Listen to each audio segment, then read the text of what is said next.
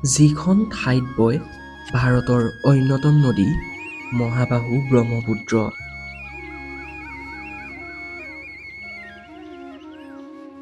য'ত নিৰ্মিত ভাৰতৰ সকলোতকৈ দীঘল দলং।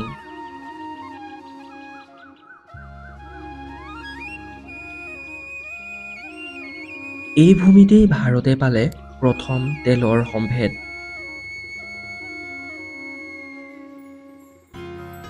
আৰু ইয়াতেই উৎপাদিত ভাৰতৰ সৰ্বাধিক চাহপাত।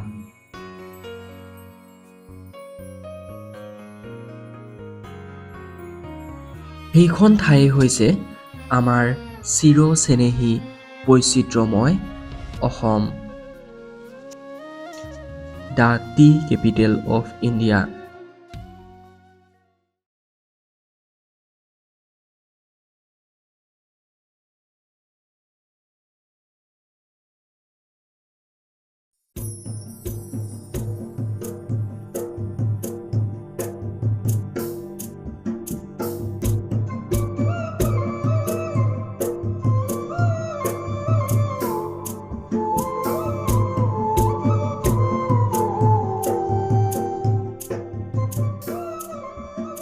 এয়াই অসমৰ চাহ বাগিচা।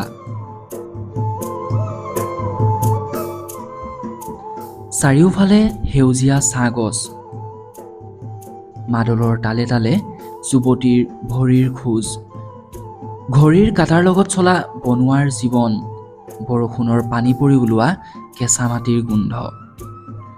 তেওঁলোকৰ সহজ সৰল জীৱনৰ যেন এক ছন্দময় গতি, নাই য'ত ধৰ্মৰ ভেদাভেদ। কেৱল মাথো চাহ বাগিচাৰ সেউজীয়া বাটবোৰৰ চৌদিশে বিৰাজমান বন্ধুত্ব আৰু মিলাপ্ৰীতি।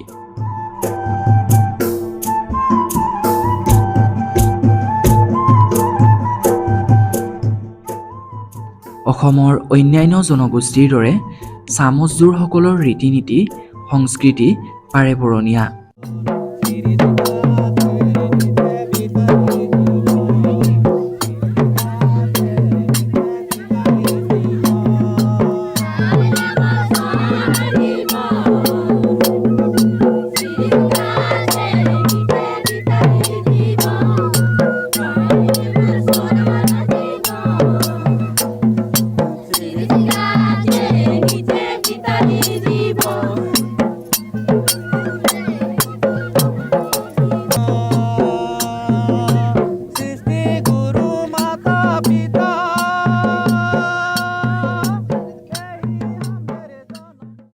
অসমৰ চাহ শিল্পক লৈয়ে চাহ মজদুৰসকলৰ সমাজ আৰু সংস্কৃতি গঢ় লৈ উঠিছে।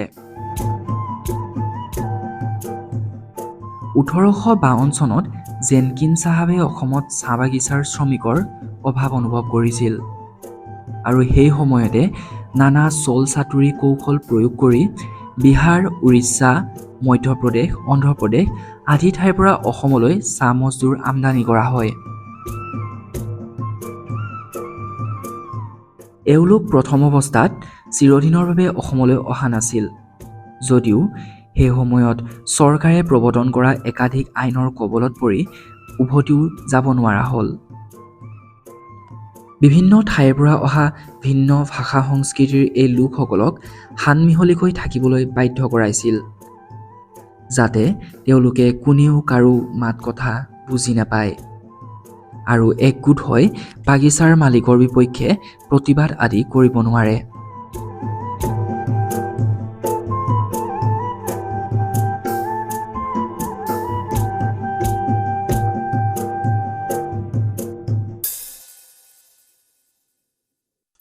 সময় পুৱা 6:30। বহুসংখ্যক আদিবাসী মহিলা চাহ বাগানলৈ বুলি দৌৰ মাৰিছে, কিয়নো ঠিক 7 বজাৰ লগে লগে তেওঁলোকে চাহ বাগানত ৰিপৰ্ট কৰিব লাগে। আমাৰ মানে কাম কৰা আমাৰ 7টা বজাত আহিব লাগে কামত ডিউটিত। দিনটোত আমাৰ 8 ঘণ্টা হয়। ছুটি আমাৰ 12টা বজাত, 10টা বজাত আমাৰ পানী খোৱা ছুটি দিয়ে। সেইটো মানে ধৰক 20 মিনিটমান হয় আৰু পানী চানী খাবলৈ। পাত ছিঙোতে হ'ব পৰা কটা চিঙাৰ পৰা ৰক্ষা পাবৰ বাবে আৰু কাপোৰক বচাবৰ বাবে ভৰিৰ পৰা কঁকাললৈকে প্লাষ্টিকৰ বস্তা কাটি বান্ধি লৈছে। সাধাৰণতে এই বাগানসমূহত জুন মাহৰ পৰা ছেপ্টেম্বৰ মাহলৈ কম বেছি পৰিমাণে বৰষুণ হোৱা দেখা যায় আৰু ইয়াৰ পৰা ৰক্ষা পাবলৈ ছাতিৰ ব্যৱহাৰ কৰে। কিন্তু এই মহিলাসকলে ছাতি এনেকুৱাকৈ ৰাখে যাতে তেওঁলোকে দুয়োখন হাতে পাত ছিঙিব পাৰে, কিয়নো এখন হাতে পাত ছিঙি আনখন হাতে ছাতি ধৰিলে মজুৰি কটাৰ আশংকা। মহিলাসকলে পুৱা 7 বজাৰ পৰা সন্ধিয়া 4 বজালৈকে পাত ছিঙাৰ কাম কৰি নিম্নতম মজুৰি লাভ কৰে 250 টকা। লগতে লাভ কৰে কিছু সা-সুবিধা। তেওঁলোকে এই 250 টকাৰ ভিতৰতে ঘৰ চলোৱাৰ লগতে ল'ৰা-ছোৱালীৰ পঢ়া-শুনাৰ ক্ষেত্ৰত আৰু বেমাৰ আজাৰৰ ক্ষেত্ৰতো খৰচ কৰিব লগা হয়। আমাৰ হাজিৰা বাগান এতিয়া আমাৰ আছে 250 টকা। ৰেগুলাৰ মানে আমাৰ 15 দিনত পোৱা যায়। নাই, আমাৰ কেজি হিচাপত নাই। আমাৰ যিটো দৰমহাত আমাৰ মানে হেৰি হয় 12 দিনত সিমানতে পইচা লোৱা হয়। 8 ঘণ্টা খটিব লাগে। 8 ঘণ্টাত আমাৰ চবেই আছে, বানাজ আছে, খেতি পইচা চব বস্তুতে আমাৰ লাভ হয়। ৰাচন দিয়ে। পুৱা 6:30 বজাতেই মহিলাসকল বাগানলৈ বুলি আহিব লগা হোৱাৰ বাবে নিজ সন্তানক বিদ্যালয়লৈ উলিয়াই পঠাবলৈ যথেষ্ট অসুবিধাৰ সন্মুখীন হয়। প্ৰব্লেম বুলিলে এতিয়া আমাৰ ধৰ 7টাত আহিব লাগে, কষ্ট মানে এতিয়া চব ল'ৰা-ছোৱালী স্কুলত পঠিয়াই আৰু আমাৰ টাইমত আহি স্কুলৰ ইমান টাইমত আহি মানে উপস্থিত হ'ব লাগে 8টা বজাৰ হেৰিতে।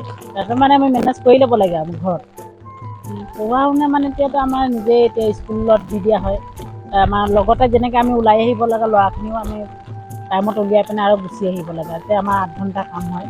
টাইম দিবলৈ আমাৰ অকল যিটো আমাৰ 7টা বাৰু আমাৰ যিটো টাইমটো আমাৰ ঘৰত থাকে মানে তেতিয়া সেইটো সময়তে মানে যিখিনি পৰা যায় যে আমি এই পটাপট উলিয়াই খুৱাই বুৱাই মানে উলিয়াই থৈ আহোঁ, সেইটো নিজেই ওলাই গুচি যায়।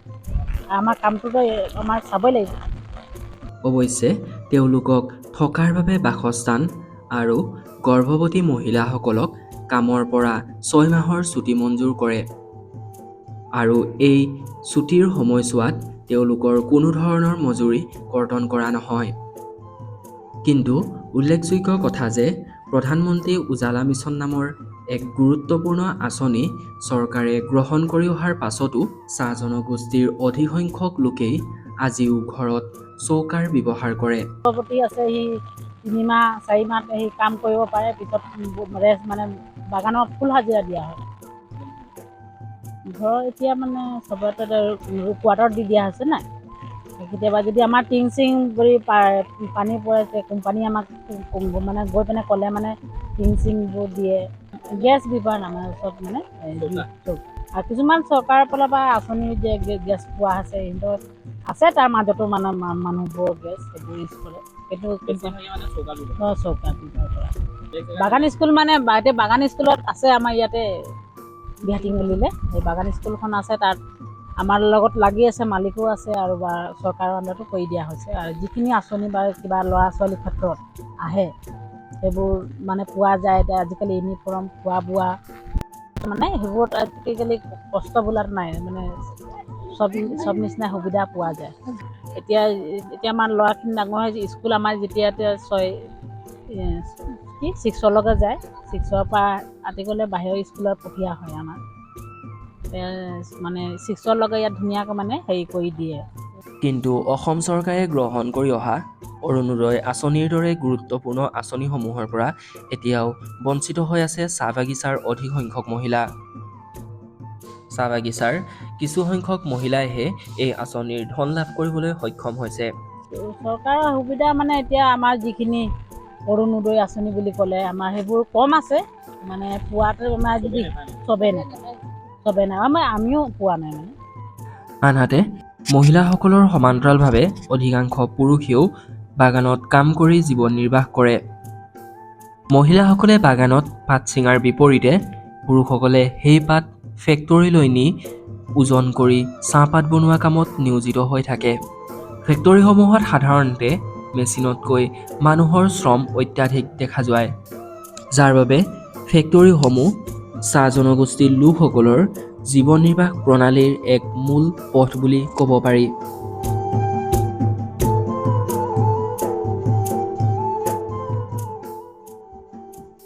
লগতে তেওঁলোকে বাগানত কীটনাশক দিয়া বা চাহ বাগানত কলম দিয়া আদি কামত নিয়োজিত হৈ থাকে।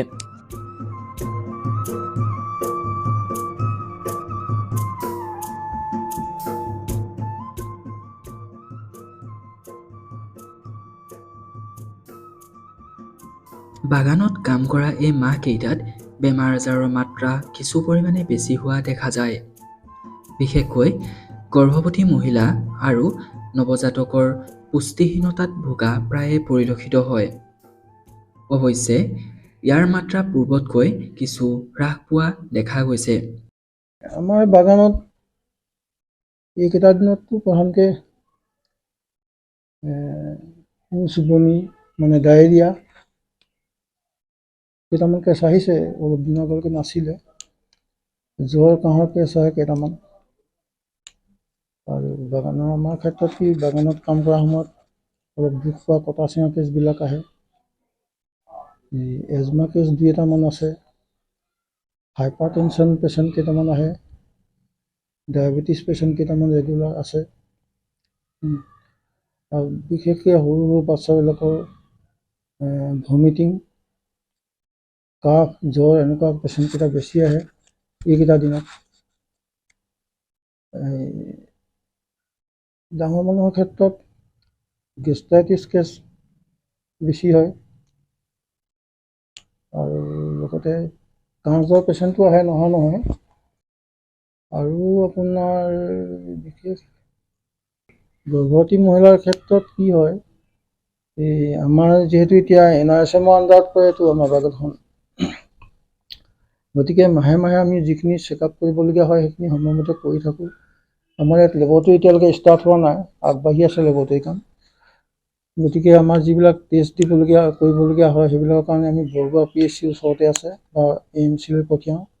তেওঁলোকৰ ৰেগুলাৰ যিখিনি কৰিব লাগে, ব্লাড টেষ্ট হওক, এক্সৰে হওক, এইবিলাক আমি কৰাই থাকোঁ। আমাৰ ইয়াত মোটামুটি প্ৰায়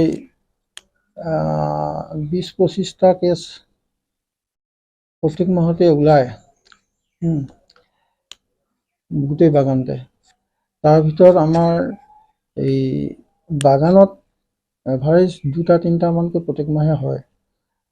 বাকী গৰ্ভৱতী মহিলাৰ ক্ষেত্ৰত আমাৰ যিবিলাক সুবিধা পাব লাগে, চৰকাৰৰ ফালৰ পৰা যিবিলাক আঁচনি দিছে, সেই সকলোবিলাক PHC আণ্ডাৰৰ যোগেদি PHC ফালৰ পৰা গোটেইবিলাক দিয়া হয়। পাবলগীয়া গোটেইখিনি সুবিধাই পায়, JSY পৰা আদি কৰি এইবিলাক যিবিলাক পাব লাগে। আৰু তেওঁলোকে পাবলগীয়া যিবিলাক সুবিধা সকলোখিনিয়ে পায় এতিয়া আজিকালি। পুষ্টিহীনতাত ভগা কাৰণটো আগত বেছি আছিলে, আজিকালি বৰ বেছি নাই। কাৰণ কি, আগৰ কেছবিলাক এনিমিক আছিলে, তেওঁলোকৰ ব্লাড কম থাকে বেছিভাগৰে, সময়মতে চেকআপত নাহে, কিছুমান প্ৰব্লেম আছিলে। আগত ধৰি লওক যাতায়াতৰ অসুবিধাখিনিৰ কাৰণেও তেওঁলোকে অলপ অসুবিধা আছিলে। কি হয়, বাগানৰ পৰা অহা যোৱা প্ৰব্লেম আছিলে, নলা নৰ্দমা এইবিলাক বেছি আছিলে, ঘৰ দুৱাৰ এইবিলাক পানী চানী অলপ অসুবিধা, পানীৰ প্ৰব্লেম আছিলে। এনেকুৱা কিছুমান অসুবিধা আগত আছিলে। আজিকালি মুঠতে গোটেইখিনি দেখিছোঁ প্ৰায় মানে ডেভেলপ হৈছে গোটেইখিনি ক্ষেত্ৰতে। স্বাস্থ্যখণ্ডৰ লগতে শিক্ষাৰ ক্ষেত্ৰতো চাহ জনগোষ্ঠীৰ অঞ্চলসমূহ পূৰ্বতকৈ কিছু পৰিমাণে উন্নত হোৱা পৰিলক্ষিত হৈছে। যদিও বহুতো ছাত্ৰ ছাত্ৰীয়ে আজিও শিক্ষাৰ ক্ষেত্ৰত বিভিন্ন ধৰণৰ সমস্যাৰ সন্মুখীন হোৱা পৰিলক্ষিত হয়।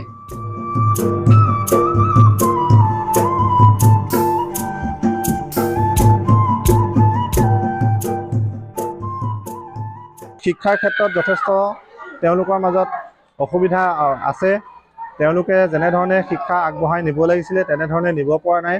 যিহেতু তেওঁলোকে পুষ্টিকৰ খাদ্য, পুষ্টিকৰ স্বাস্থ্যসন্মত বাসস্থান থাকিলেহে তেওঁলোক আগবঢ়াই যাব পাৰিব। গতিকে বিভিন্ন সময়ত তেওঁলোকে নিৰ্দিষ্ট তেওঁলোকৰ ল'ৰা ছোৱালীখিনিক চাবৰ কাৰণে সময় ত্যাগ কৰে, যাৰ বাবে তেওঁলোকে সময়মতে স্কুললৈ আহিব নোৱাৰে। ইয়াৰ উপৰিও ঘৰত তেওঁলোকৰ যি বিজুলী বা কাৰেণ্টৰ ব্যৱস্থা থাকিব লাগে তেনেকুৱা ব্যৱস্থা নাথাকে, যাৰ বাবে সময়মতে তেওঁলোকে পঢ়িবলৈ নাপায়। এটা ভাল উন্নতমানৰ পৰিৱেশ নাথাকে। ঘৰত যি আচবাব পত্ৰ বা ফাৰ্ণিচাৰ থাকিব লাগে, ইনফ্ৰাষ্ট্ৰাকচাৰ থাকিব লাগে, সেইবিলাক নাথাকাৰ ফলত তেওঁলোকে সময়মতে এই কামখিনি কৰিব নোৱাৰে। ইয়াৰ উপৰিও আমি দেখিবলৈ পাওঁ যে এনেকৈ অনগ্ৰসৰ অঞ্চলত থকাৰ ফলতো বহু ছাত্ৰ ছাত্ৰী কিন্তু আজি আগবাঢ়ি গৈছে।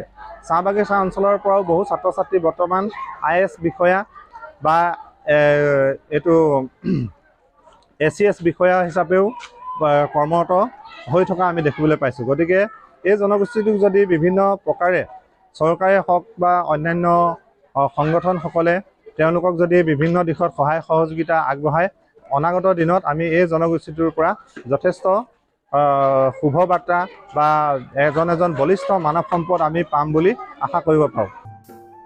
অসমৰ চাহ জনগোষ্ঠীৰ শক্তিশালী ছাত্ৰ সংগঠন অসম চাহ জনজাতি ছাত্ৰ সন্থাই জনগোষ্ঠীটোৰ সৰ্বাংগীন বিকাশৰ বাবে সময় সাপেক্ষে বিভিন্ন কাৰ্যসূচী গ্ৰহণ কৰি আহিছে। এই সংগঠনটোৱে জনগোষ্ঠীটোৰ সৰ্বাংগীন বিকাশৰ বাবে পূৰ্বৰে পৰা এক বলিষ্ঠ ভূমিকা গ্ৰহণ কৰি আহিছে। মই ক'ব বিচাৰোঁ যে চাহ জনগোষ্ঠীৰ যি সমস্যা, জ্বলন্ত সমস্যাৰ ভিতৰত আজি আমি দাবী উত্থাপন কৰি আহিছোঁ যে এই জাতিটো এটা সময়ত আইনী প্ৰক্ৰিয়াৰে হস্তান্তৰিত হৈ অসম মুলুকত অসমৰ মাটি পানী বায়ুৰ লগত মিলিত হৈ এই জাতিটোৱে নিজৰ যি সাহিত্য সংস্কৃতি ঐতিহ্য সম্পূৰ্ণৰূপে বজাই ৰাখিছে। আৰু আমি দেখিবলৈ পাইছোঁ যে চাহ জনগোষ্ঠীৰ মাজত 108টাতকৈ অধিক জাতি আছে, কিন্তু এই জাতিৰ ক্ষেত্ৰত মানে যি ধৰণে আমি জনজাতিৰ মৰ্যাদা আমি দাবী কৰি আহিছিলোঁ, এই দাবী প্ৰদানৰ ক্ষেত্ৰত প্ৰত্যেকটো চৰকাৰে মানে চৰমভাৱে প্ৰতাৰণা কৰি আহিছে। গতিকে স্বাধীনতাৰ 75 বছৰ পিছতো এই জাতিটো বা এই জনগোষ্ঠীটো পিছ পৰি থকাৰ এটা অন্যতম কাৰণ যে এই জনগোষ্ঠীটোক মানে সাংবিধানিকভাৱে যিখিনি মৰ্যাদা, সেই মৰ্যাদা নোপোৱাৰ বাবে আজি প্ৰতিটো ক্ষেত্ৰত সমস্যাৰ সন্মুখীন হৈছে। দ্বিতীয় এটা আমাৰ চাহ জনগোষ্ঠীৰ ৰাইজৰ দাবী আছিলে যে যিসকল চাহ শ্ৰমিক কোম্পানীৰ কোৱাৰ্টাৰত আছে বা বস্তি অঞ্চলত যিসকলে ভোগ দখল কৰি আছে, তেখেতসকলৰ মানে 75 বছৰীয়া যি অমৃত মহোৎসৱ চৰকাৰে আয়োজন কৰিছে, এই 75 বছৰীয়া অমৃত মহোৎসৱৰ প্ৰাক মুহূৰ্তত যাতে চাহ বাগিচাৰ শ্ৰমিকসকলৰ নিজৰ মানে 2 কোঠালি ঘৰটোৰ যাতে তেওঁলোকে মাটি পট্টা পায়, এই দাবীটো আমি উত্থাপন কৰি আহিছিলোঁ।